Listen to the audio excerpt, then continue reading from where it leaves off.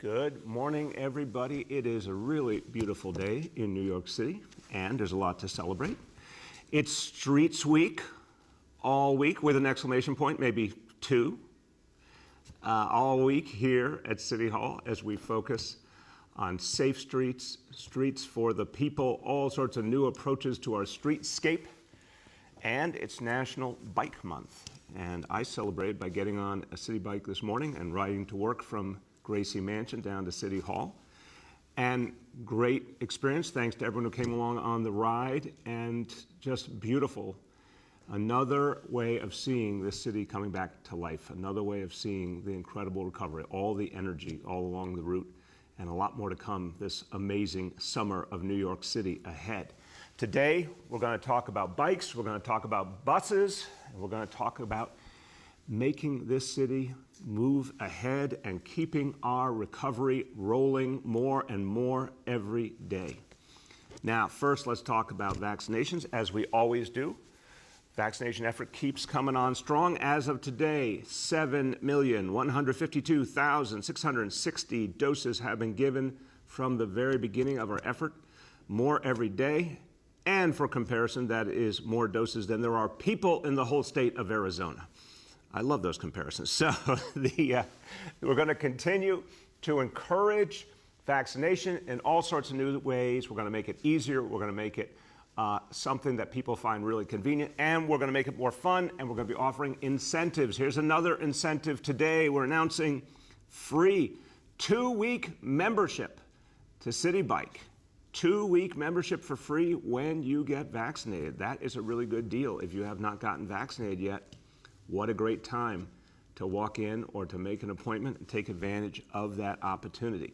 Now, that's something we're starting right away, and this coming Thursday, something new as well for folks who drive cars, a drive-through site at Citi Field. And this is in addition to the vaccination site in the stadium itself. We've already given 100,000 shots at Citi Field. It's been amazing, absolutely amazing. And now we're going to make it easy for folks to just come on over, get a shot, and keep moving. So what a great place to get vaccinated and help protect yourself, your family, and your whole city.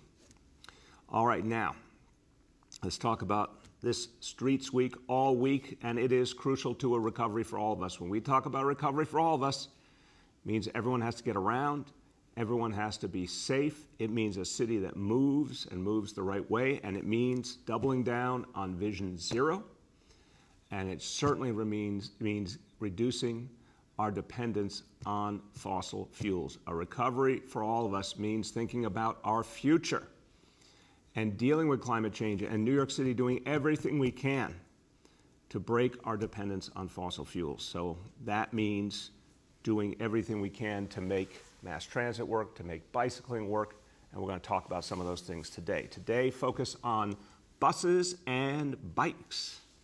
So 2020, of course, we saw a bike boom across New York City. We want to keep it rolling. We want to keep it growing.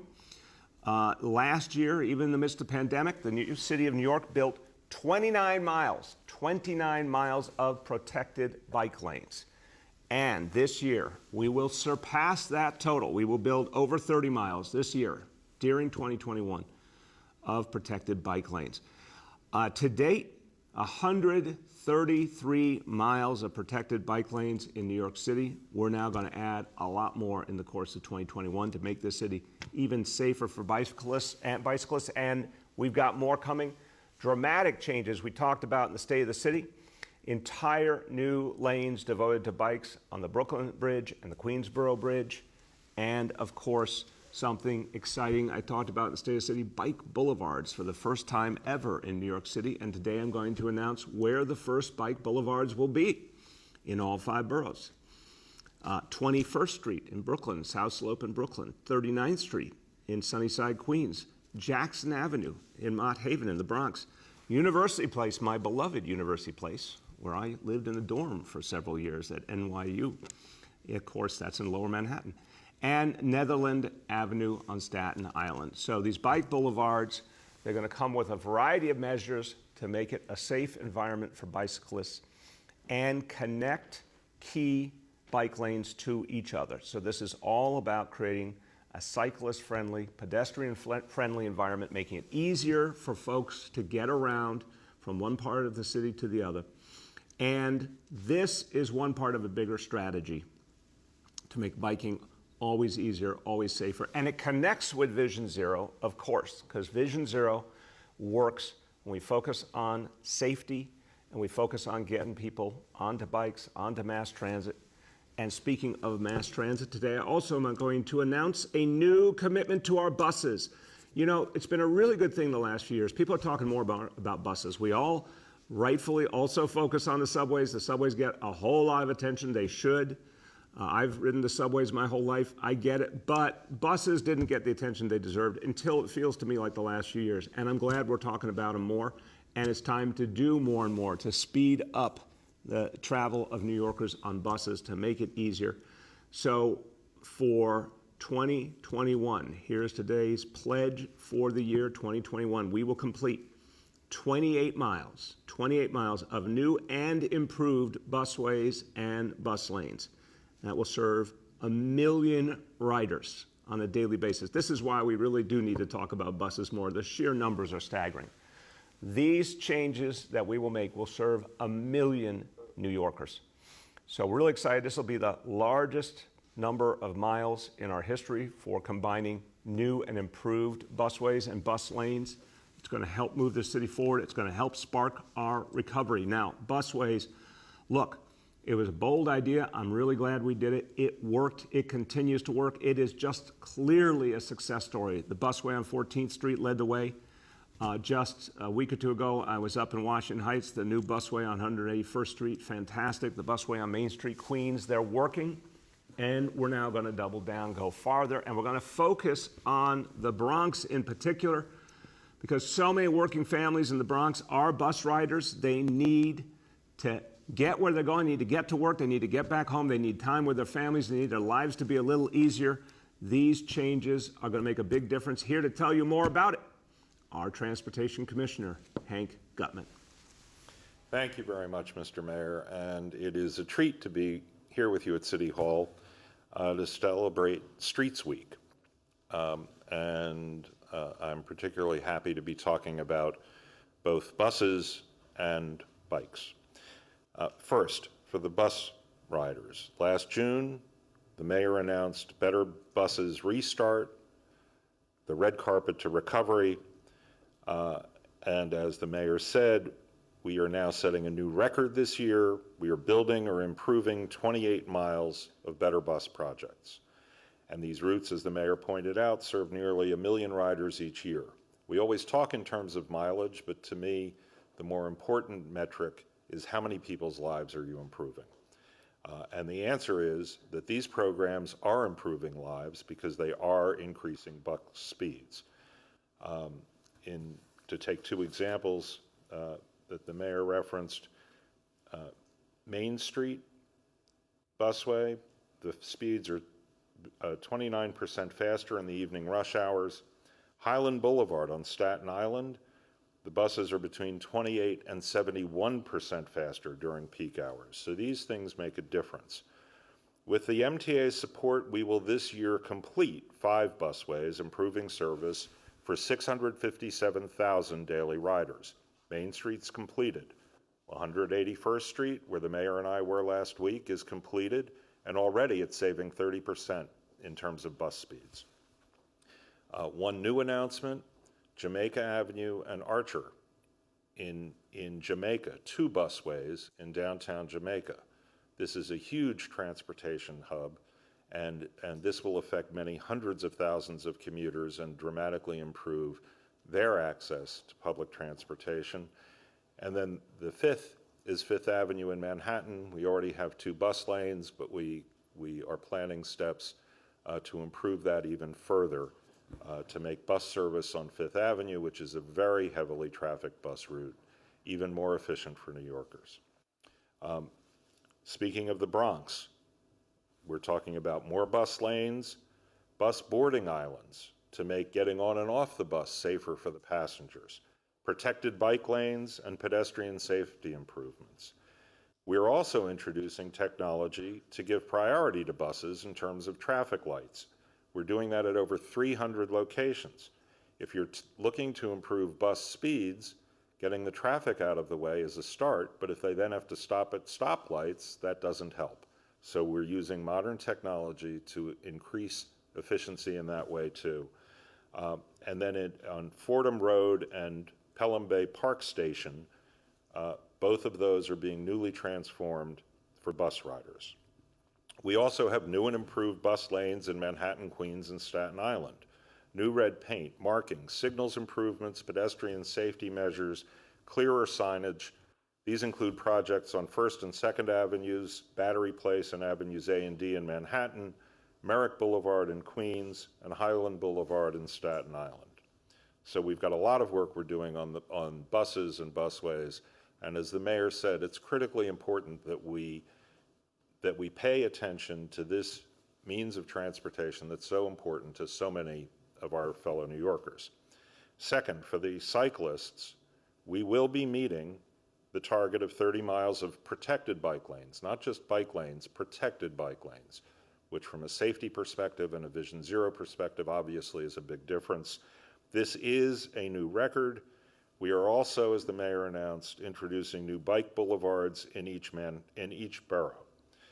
In Manhattan, we want to help workers return to business districts, better connect to the Queensboro and Brooklyn bridges, which, by the way, will have their own dedicated bike lanes. On the Brooklyn Bridge, it's going to be done this fall, and we're looking forward to riding it. And then efforts in the Bronx to expand protected bike lane network and focus on cyclist safety. And we will be adding new cyclist access to parks and greenways all over the city. As the mayor said, we are trying to make this a more effective bike network, not just isolated bike streets and bike pathways. So thank you, Mr. Mayor. We have much to do, but we've made substantial progress, and the goals are terrific, and we look forward to achieving them this year. Thank you. Thank you so much, Hank. Appreciate it. So everyone, that's a great summary of all the changes, all the improvements we're making as part of Streets Week, continuing to spur on the recovery of New York City. Now, let's talk about another piece of recovery, because I always say a recovery for all of us means many things. And a lot of times you think about jobs, it definitely includes jobs. It definitely includes bringing back our economy strong. We are well on the way to reviving our economy, and you can see the activity all over New York City. But there's a lot of work to do. There's a lot of work to do in 2021 and to build the future beyond. Now, we need a recovery for all of us, so it means it has to reach every neighborhood, all 5 boroughs. It can't just be about one part of the city, it has to be for everyone. And to achieve that kind of lasting recovery that reaches deeply, that lifts people up, that gives opportunity to folks who haven't had it before, we need a strong and capable leader who believes in those values and knows how to get things done. I'm going to introduce you in a moment to the new President and CEO of the New York City Economic Development Corporation. But first, I want to give you a sense of the work she's already done for New York City. She joined EDC in 2018 as Chief Operating Officer and joined an amazing organization. I want to thank everyone at EDC. Tremendous work, constant work by EDC to improve this city, to create jobs, to spur on our economy, to build things that need to be built for our city. But that was before the pandemic. When the pandemic came, everyone at EDC was asked to do an entirely different mission, to help New York City through the great unknown, to create things that have never been created here before because we needed them. We needed ventilators, we needed PPE, we needed things to be produced here in New York City because we couldn't depend on any place else.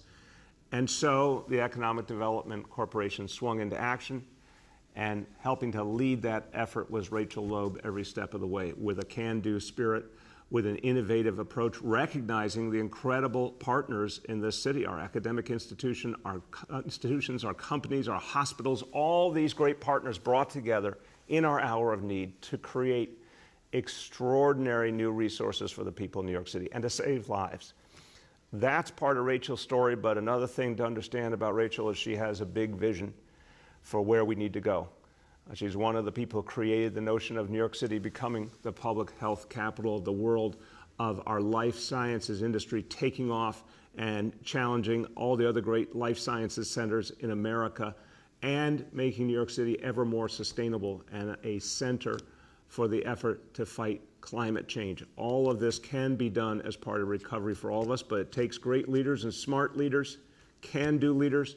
My pleasure to introduce new President and CEO of the New York City Economic Development Corporation, Rachel Loeb. Thank you, Mr. Mayor. And I also want to thank Deputy Mayor Bean.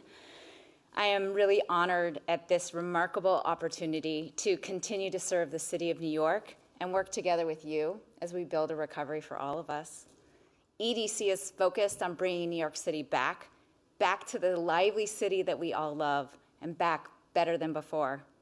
We spent most of the last 14 months focused on responding to the pandemic, and at EDC, we were proud to play an important role in that.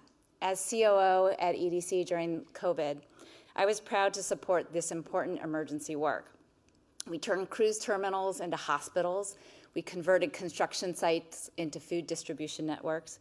We partnered with the private sectors to bring PPE, test kits, and ventilators, all constructed and built right here in New York City. When we needed a lab so that New Yorkers could get their test results in 24 hours, we did it. And now we're helping to distribute vaccines around the city. But now as EDC president, we turn our focus to the economy and to the recovery. And I've seen firsthand how much EDC can do. We continue to build affordable housing in every borough. We continue to create joyful open spaces and invest in critical infrastructure like broadband. We're going to make sure that we ensure that our fresh food distribution system goes on. And we're going to make sure, as one of the city's largest landlords, that our tenants have the ability to bounce back. And we're creating ever new public-private partnerships to create opportunities to bring new companies and new industries to New York City. But we know that there is no economic health without public health, which is why we want to make sure that New York City is the public health capital of the world. And we're creating the Pandemic Response Institute so that the city can be ready for the next health emergency. And with Mayor de Blasio's vision, we are doubling down on our life sciences investments, creating research and manufacturing clusters throughout the city, which will drive innovation in health and science breakthroughs, bringing together and supporting some of the greatest minds that are located right here in the city and those innovators so we can bring those life-saving solutions to market. And we're going to make investments in emergent technologies like offshore wind. We're planning for the future, a sustainable future that includes all New Yorkers. So we're going to draw on the deep talent pool that exists in New York City and make sure that there's training and opportunities for all New Yorkers to participate in this, as well as create new opportunities for all the amazing entrepreneurs that exist throughout the city. The tasks before us are many, and it is my pleasure and honor to serve with my EDC staff. They're some of the most amazing public servants I know, to make sure that we all work together for an equitable and sustainable New York. And Mr. Mayor, I'm proud to serve alongside you and alongside EDC's new board chair, and to join you in your vision to create a recovery for all of us. Thank you so much. Thank you, Rachel. Congratulations to you. Rachel Loeb and our new chair, Danny Meyer, teaming up, a dynamic duo, and teaming up at a perfect moment to help bring this city back strong. And there is so much potential. We're already the greatest city in the world, but we have the potential to go much, much farther. And that's what we're going to start to build in 2021 and then go farther from there.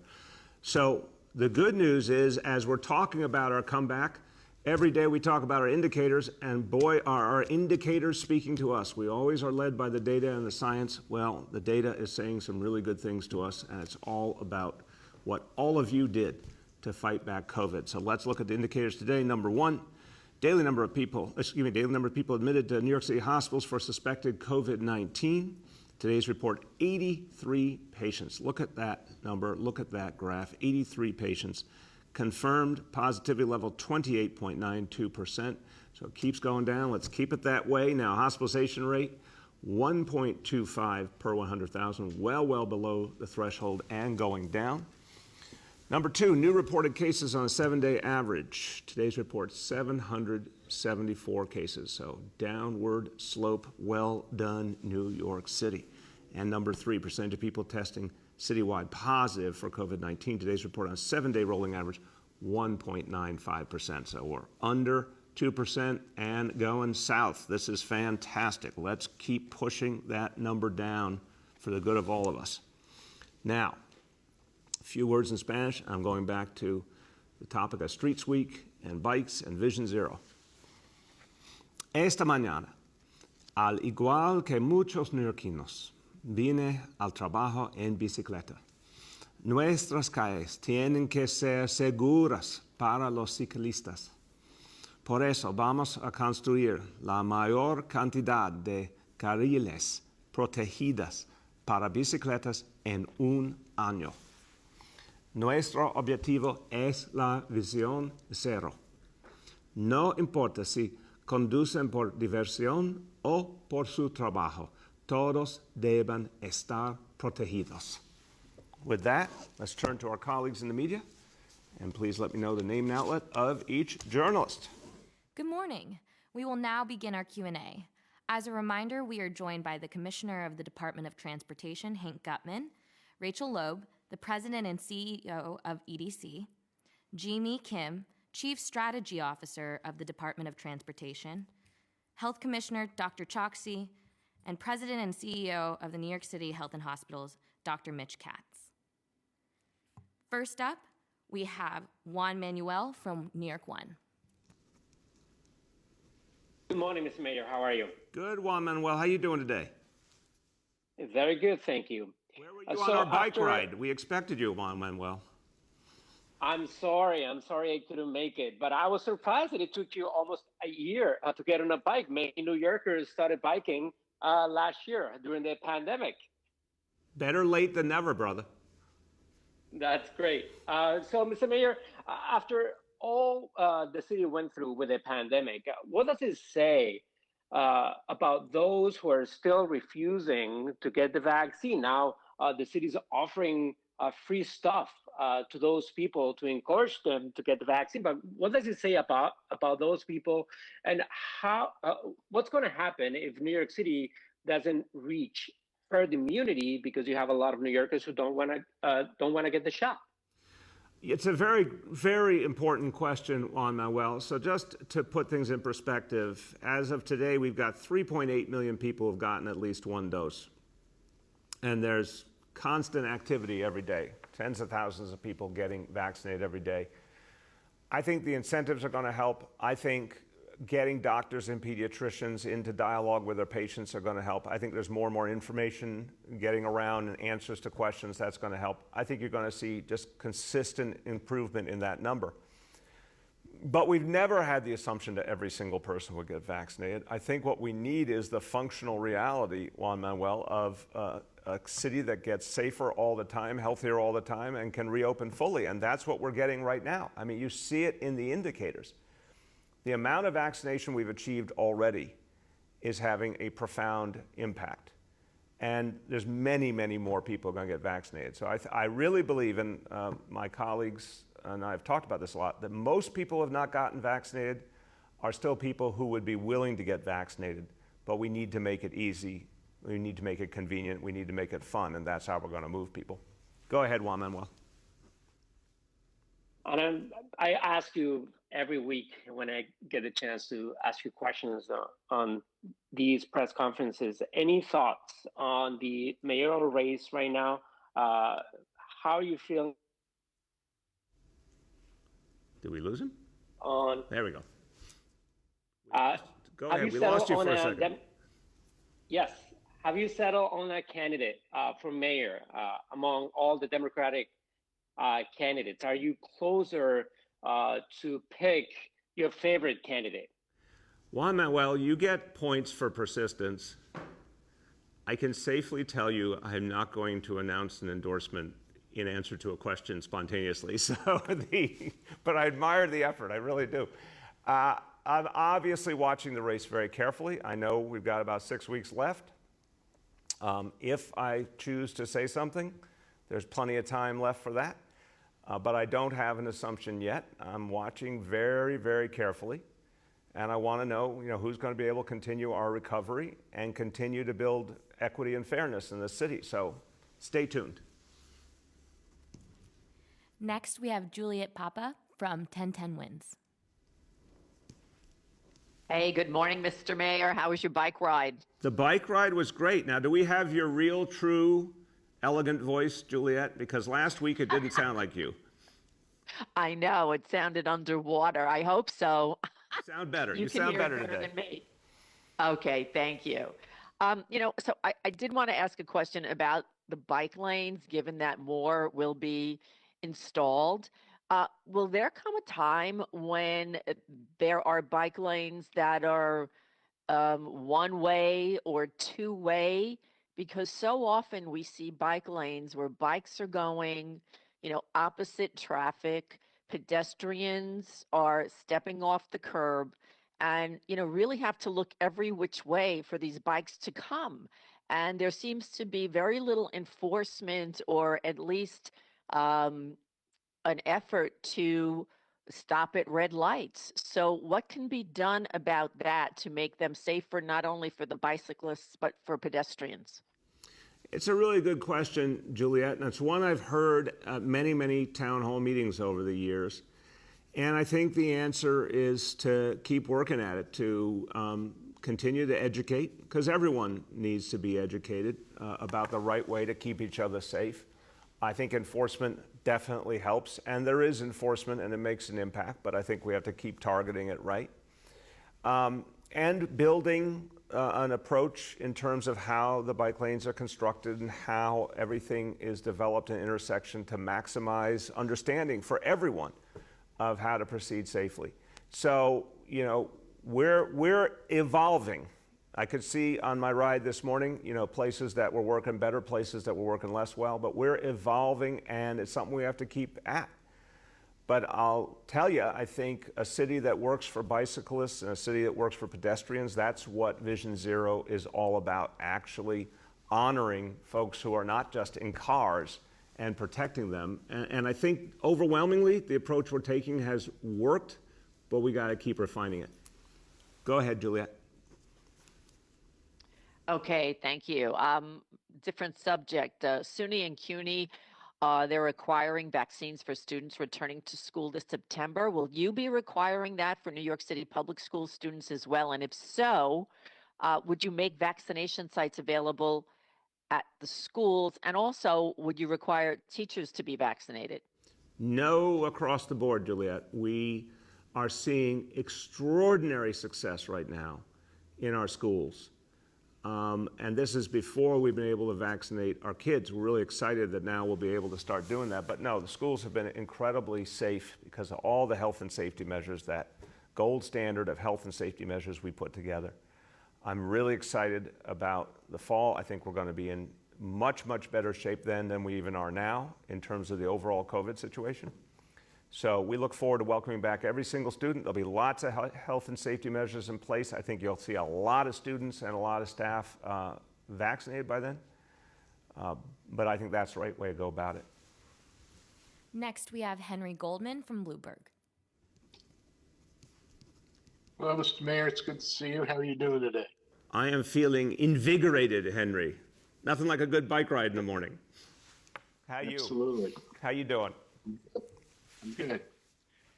I wanted to follow up on Juliet's question because such a huge effort was made to vaccinate kids against measles, and the enforcement was pretty vigorous.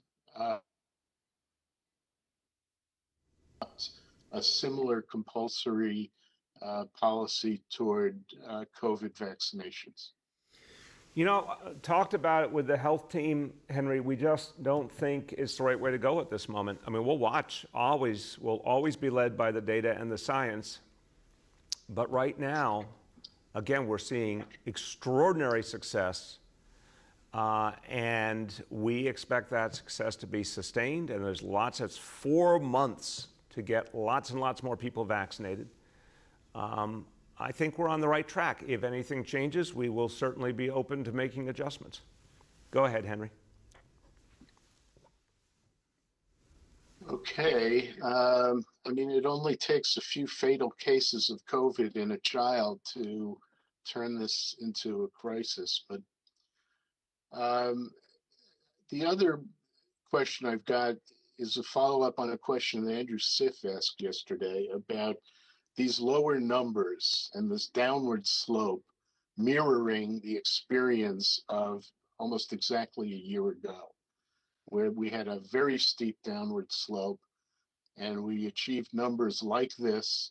And then all of a sudden, they skyrocketed up. And the answer that Dr. Choksi gave was twofold, maybe vaccines, and also that there was a lockdown. Maybe it was Dr. Katz who said that the lockdown was a difference between then and now.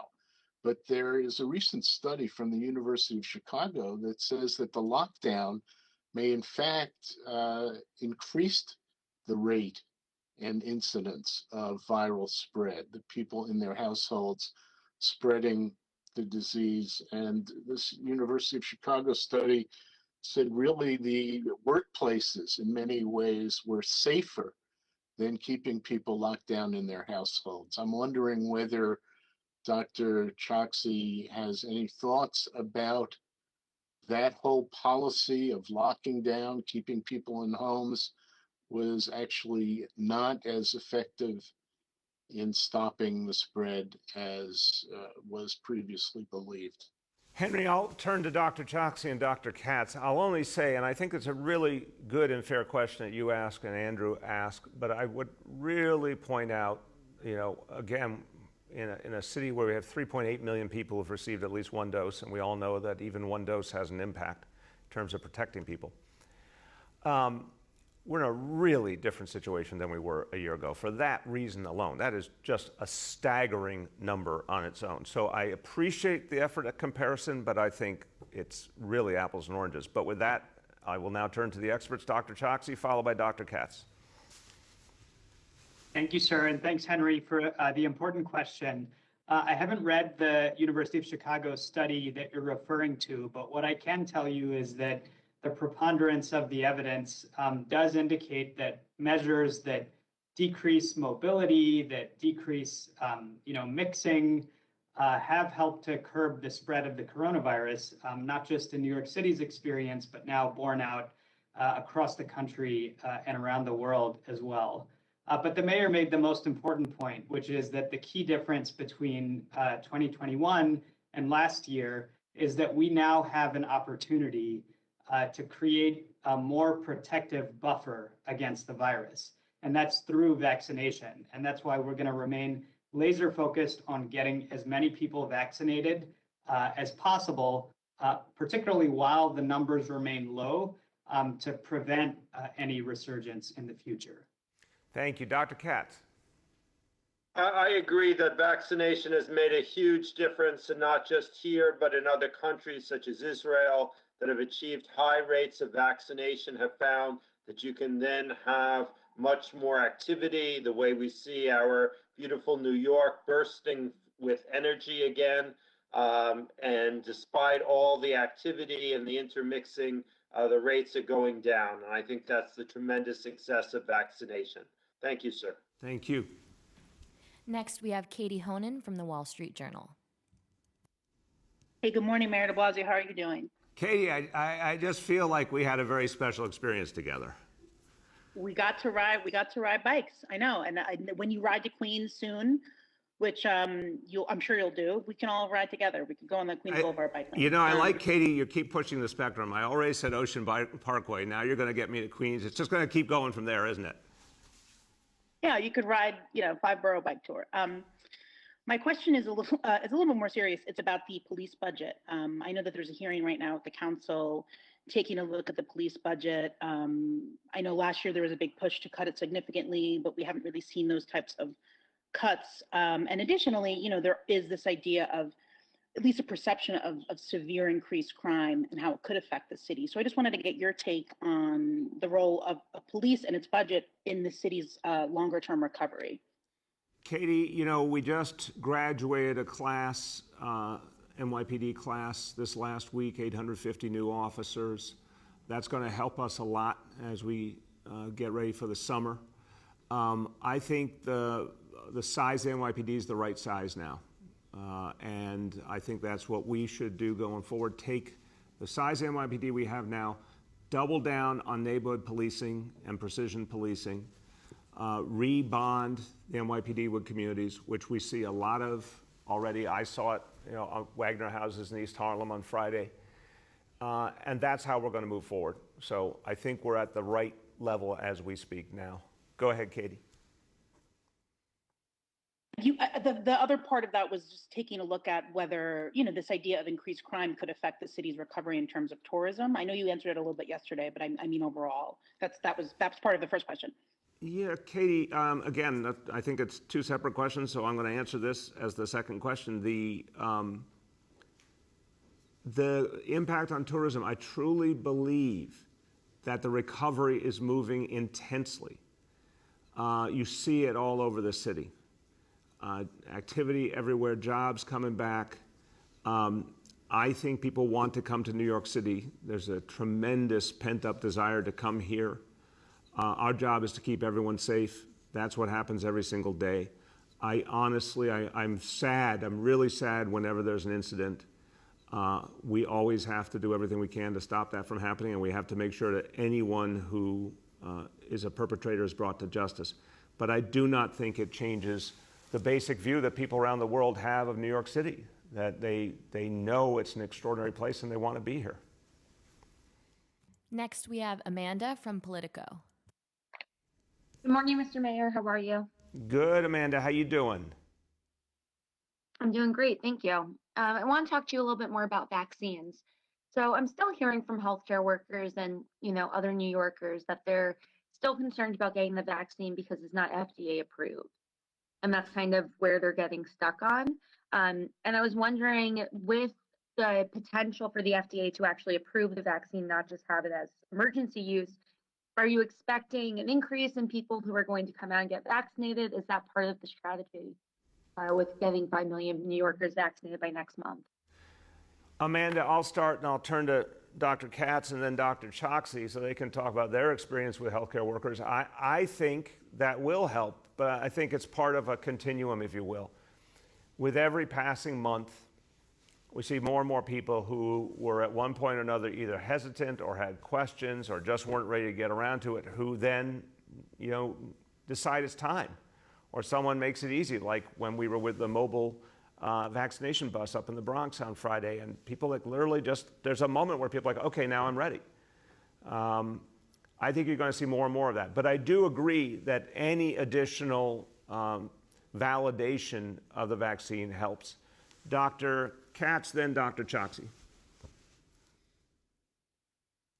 Thank you, sir. Every single day, we have people at all our hospitals who come forward for vaccination who haven't been vaccinated before. And I think it's exactly what you say, sir. People are watching, they're seeing that people who've been vaccinated are not only protected, but they're not having serious side effects. And so they're coming forth for vaccination. And I think that will continue into the future.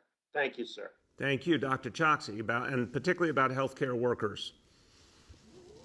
Certainly, sir. And just to add to what Dr. Katz has said, that's been my experience as well, talking to my fellow clinicians and other healthcare workers, is not so much about getting to FDA approval, but just having a bit of time to have seen how the vaccine is experienced by other healthcare workers, particularly hearing their stories about why they chose to get vaccinated, understanding that the vast majority of side effects are mild, and working through that process, for themselves. With respect to the timeline for full FDA approval, I did want to mention that, I do expect that the vaccines that are currently under the emergency use authorization will subsequently get that full FDA approval. Pfizer submitted their application for full approval on May 7th, last Friday, and so that's currently under review by the FDA, and we'll be hearing more about that in the coming months. Thank you. Go ahead, Amanda. Great, thank you all. So I'm looking at the city's vaccine coverage by zip code, and I'm seeing that there are some neighborhoods in Brooklyn, particularly the Orthodox Jewish neighborhoods of like Midwood, Crown Heights, South Williamsburg, that are around like 36 to 40% vaccination, which is a little bit lower than a lot of parts of the city. And so I've spoken to some Orthodox Jews who told me the reason why they were getting vaccinated was because they want to go to Israel. And that's their main value and driver that's getting them vaccinated. And I was curious if you could speak a little bit more to the strategy on getting this particular population vaccinated, considering it's pretty low compared to the citywide average. Yeah, Amanda, I would simply say we'll use any variety of approaches for any given neighborhood. Look, if that's a message that helps to encourage people, then that's a great message to use in those communities. We obviously want trusted community leaders joining in, and certainly in the Orthodox community, we've had tremendous support from community organizations, from rabbis, from elected officials, encouraging people originally to get tested, now to get vaccinated. So I think that is a great message, and it's one that we'll certainly join in spreading. Next, we have Paul Leota from the Staten Island Advance. Hey, good morning, Mr. Mayor. How are you? Good, Paul. How you been? I'm well, thank you. Just had a couple of transportation-related questions. First, regarding hiring for the ferry, I'm hoping to get a sense of when the DOT got a sense of the need and when it started hiring, when it started that process. I will turn to Commissioner Gutman, and the Chief Strategy Officer of DOT, Jimmy Kim, is with us as well, and see if either one of them has an update. But what I'll tell you, Paul, is we're obviously, Staten Island Ferry is crucial to Staten Island. We're looking at it right now as we plan on recovery. So we're looking at the approach to schedule, hiring, et cetera, and we'll have more to say on that in the next few days. My goal, of course, is for July 1st to see a full reopening in New York City. So we're working towards that as we speak. Commissioner or Jimmy, you want to add at all? Sure. I mean, it's a good question. We have been urgently trying to hire to fill the needs ever since that became possible as the recovery began, and we are optimistic about being able to resume full schedule on the schedule that the mayor outlined. The complication here is that filling these positions requires us to find people whose skill sets meet the various regulatory requirements, including the Coast Guard, et cetera, and it's not a buyer's market when it comes to people who can fill those skilled positions. So we're working at it as fast as we can, and it's certainly our objective to do it as quickly as we can find the people. The further complication I would point out is we're also bringing on the new line of OLIS ferries, and we don't want to delay that. So we've got a lot of needs and a limited talent pool, but we're going to do everything humanly possible to meet our commitments in each of those areas. Thank you. Go ahead, Paul. And just secondly, on the bike boulevard for Netherland Avenue, I understand that renderings of it will be made available in the future, but I'm hoping to get a sense of how that specific street was chosen. It's predominantly residential. It gets very narrow at certain points. I'm just, how did the city choose Netherland Ave? Yeah, Jimmy, do you want to speak to that? Hear me okay? There you go. Okay. Hello. It was, by the way, really enjoyed our ride this morning. Impressed with your cycling skills. Jimmy, it's like it's like riding a bicycle. You never forget.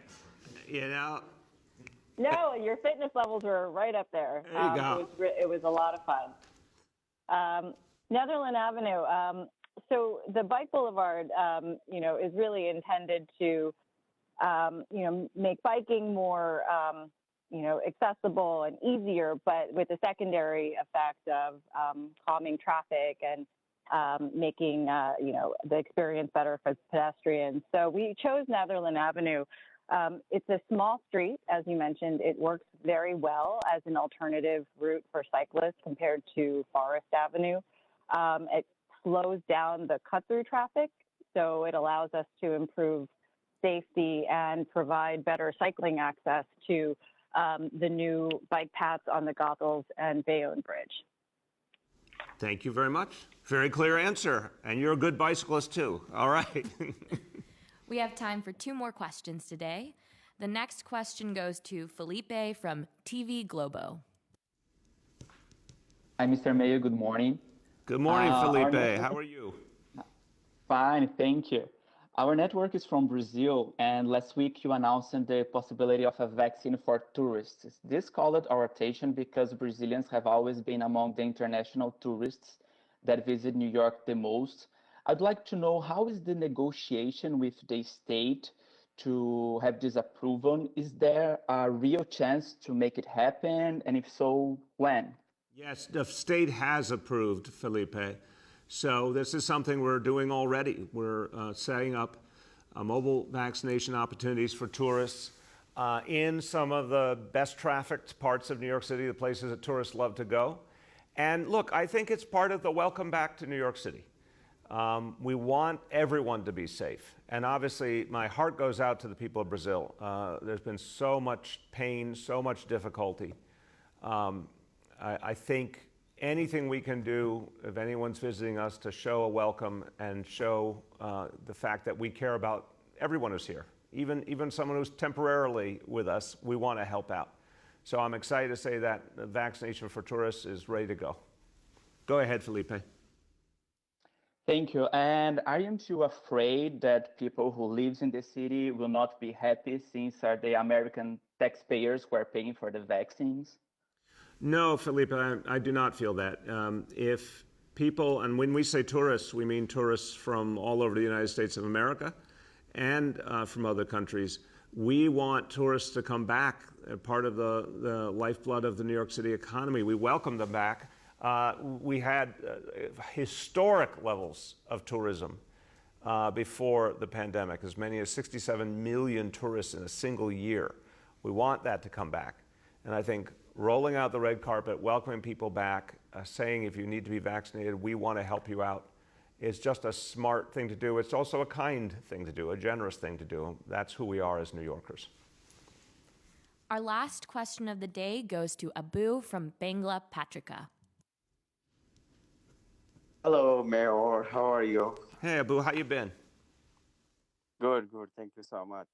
So my first question is, you are offering the intensive, the people who are going to vaccinate it right now, but people like you, me, and others who got the vaccine before, they are asking, what is our incentive from Mayor? Well, I mean, I think the idea is that folks who wanted to get vaccinated, who were ready from the beginning, we made it available all over the city. It was for free. I mean, I think that was a very, very positive outcome. But for folks who need to be encouraged, I think the incentives make sense. And look, some people need a little extra encouragement, but it's in all of our interests for them to get vaccinated. So I think if this is now the right time for incentives, it feels like the smart thing to do. Go ahead, Abu. Second question is, the biggest celebration of the Muslim community is either tomorrow or day after tomorrow, the Eid. The last year, because of the lockdown and COVID, they don't celebrate in the open field, but this year they are preparing to celebrate the Eid. So do you have any, because of COVID and the guidelines, CDC guidelines, city guidelines, do you have any message for them? Yes, I first want to say Ramadan Mubarak to colleagues and friends and New Yorkers in the Muslim community. And let's all be safe. I mean, there's certainly gatherings happening the right way, outdoors and distanced, and people are being really, really careful. And that's great.